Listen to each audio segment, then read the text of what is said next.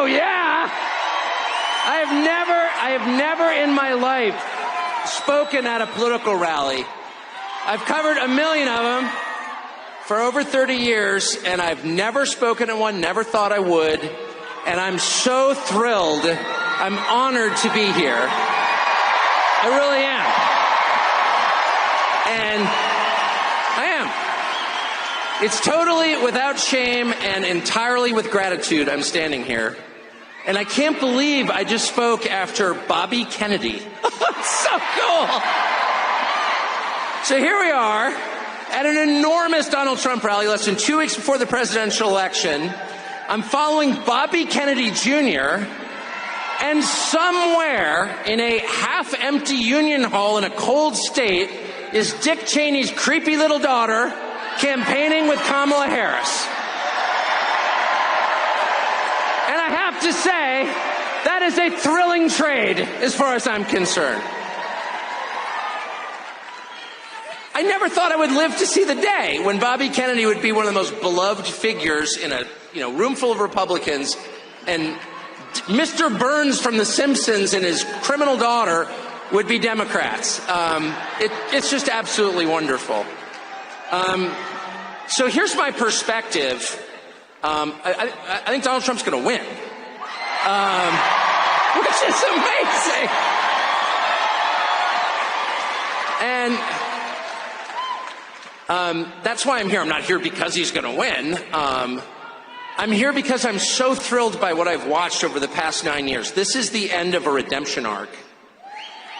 I've really never seen anybody treated like Donald Trump was treated, ever. Anybody, ever. Attack him. I watched this all up close. Defame him. Indict him. Arrest him. Let him get shot in the face. And he's going to win anyway.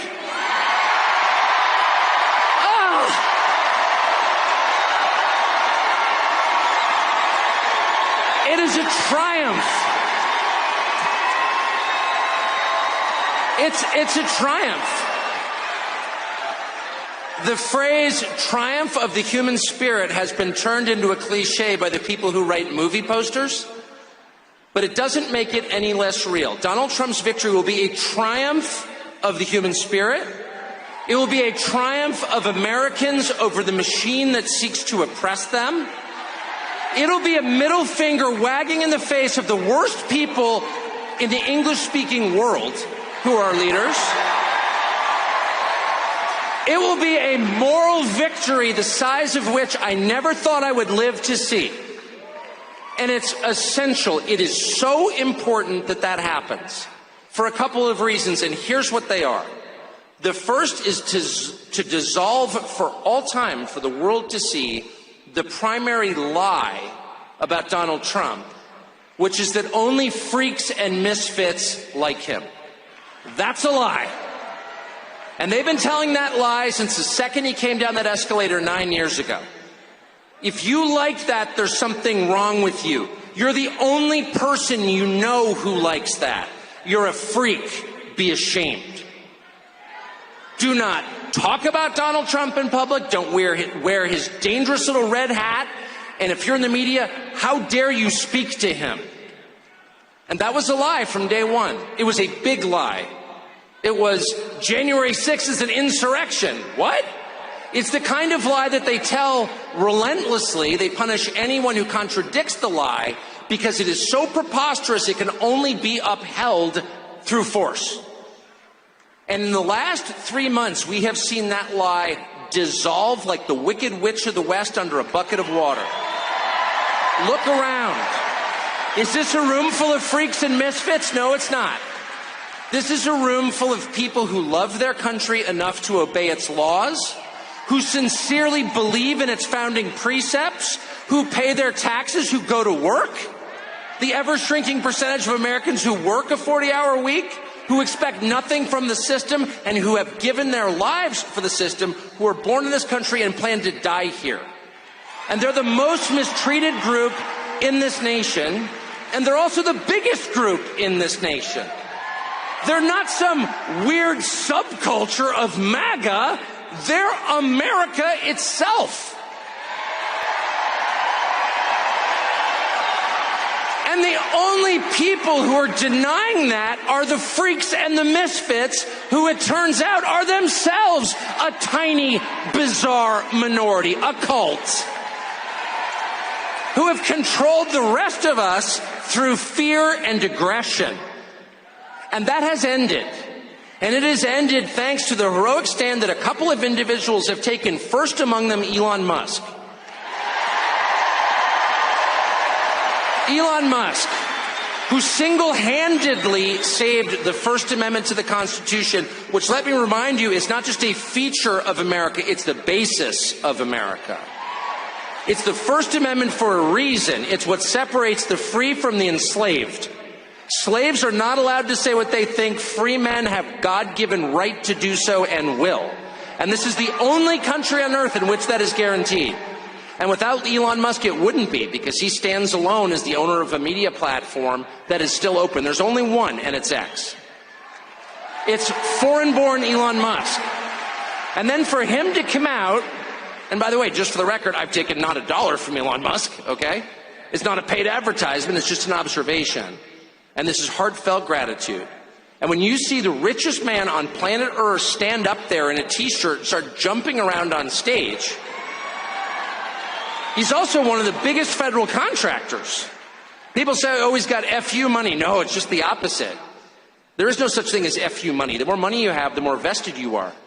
There's only FU poverty, actually, is the truth.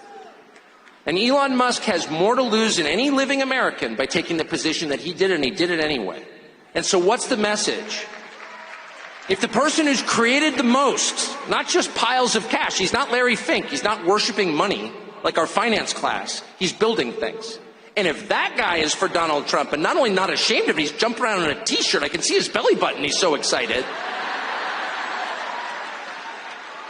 then maybe I'm not alone. Maybe I'm not the freak.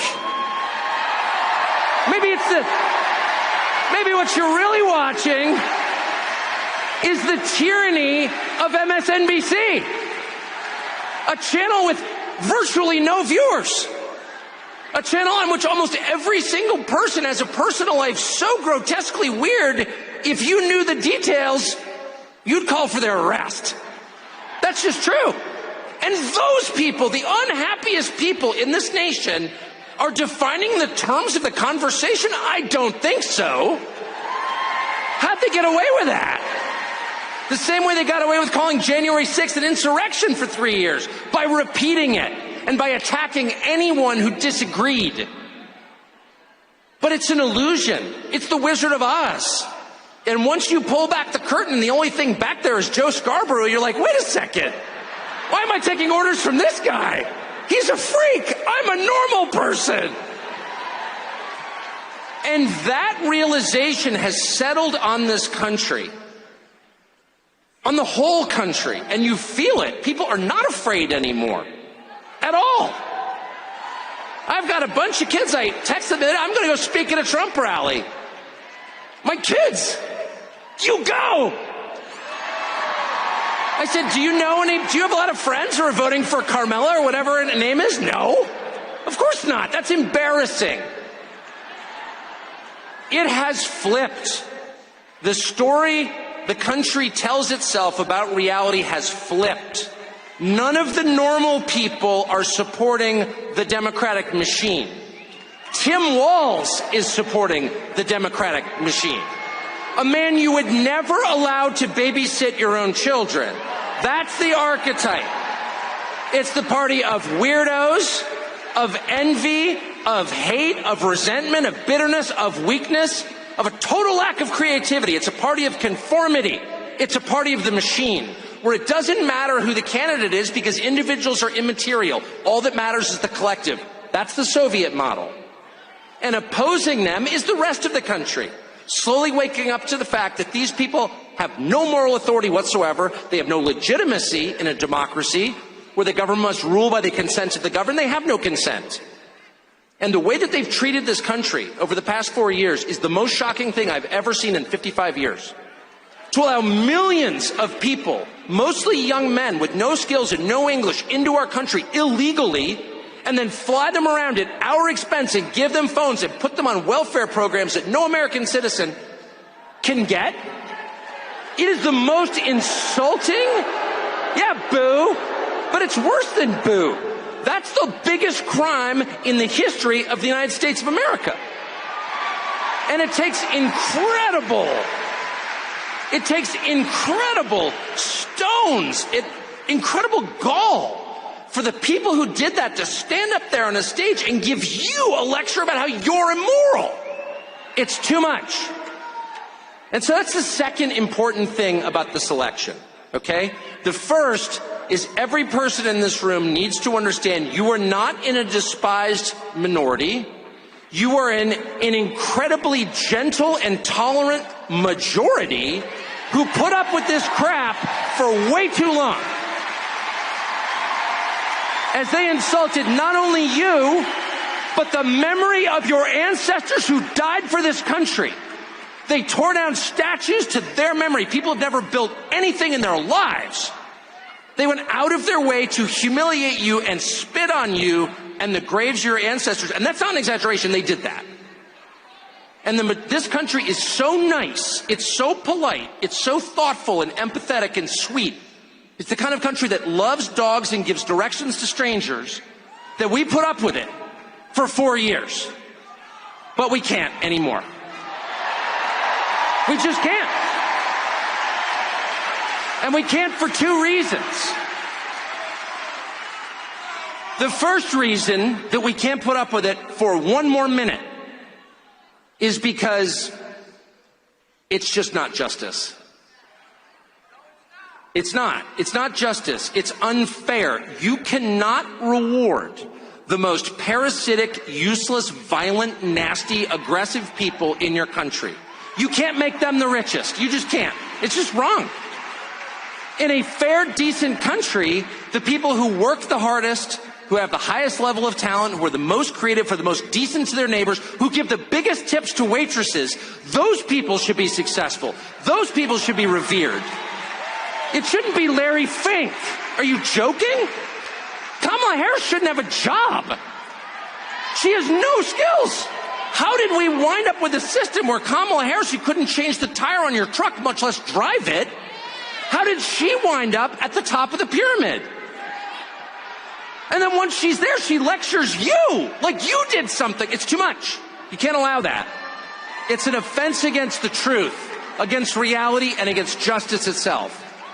And the second reason you can't allow it is very familiar to anyone who has children, which is if you allow it, you will encourage more of it.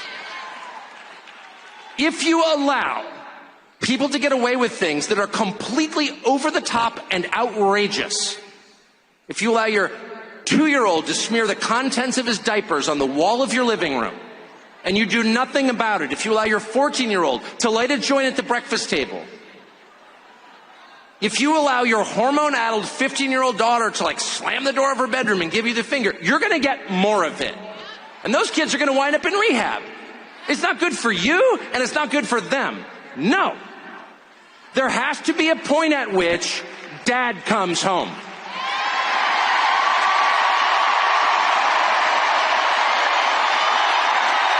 Yeah, that's right. Dad comes home. And he's pissed. Dad is pissed. He's not vengeful. He loves his children. Disobedient as they may be, he loves them. Because they're his children. They live in his house. But he's very disappointed in their behavior. And he's going to have to let them know. He's going to have to get to your room right now and think about what you did. And when dad gets home, you know what he says? You've been a bad girl. You've been a bad little girl, and you're getting a vigorous spanking right now.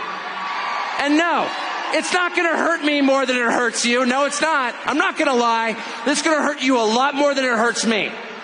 And you earned this. You're getting a vigorous spanking because you've been a bad girl. And it has to be this way. It has to be this way because it's true. And you're only going to get better when you take responsibility for what you did. That's not said in the spirit of hate.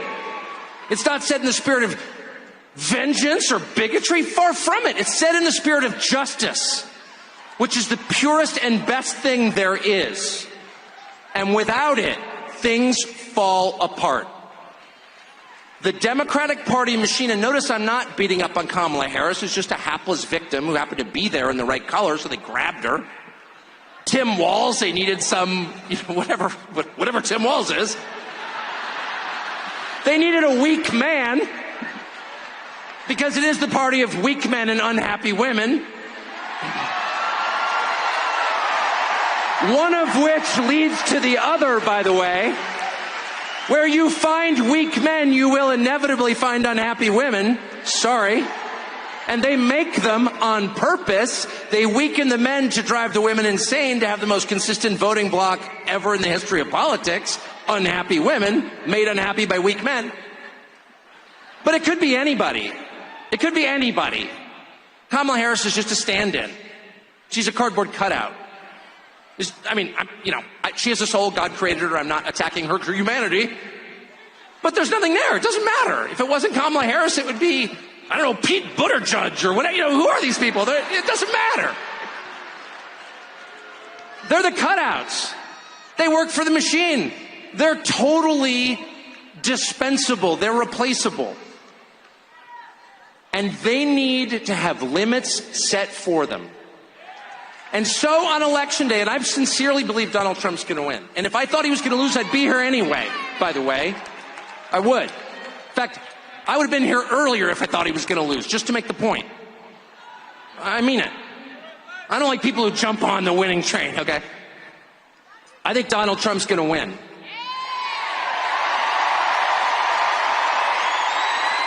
And not only do I think Donald Trump's going to win, I think that the vibe shift has been so profound. I mean, the numbers suggest he's going to win. He's ahead in all 7 battleground states. But much more important, and the early voting seems to be favoring him. But more important even than the conventional political markers is what you smell around you. And it's the return of freedom. It's the return of the country you grew up in, where you could say things like, I like that guy, and maybe you like the other person. That's fine. That was not allowed for 9 years. And it's allowed now. And I think, and it's because of what they did, by the way, they deserve this.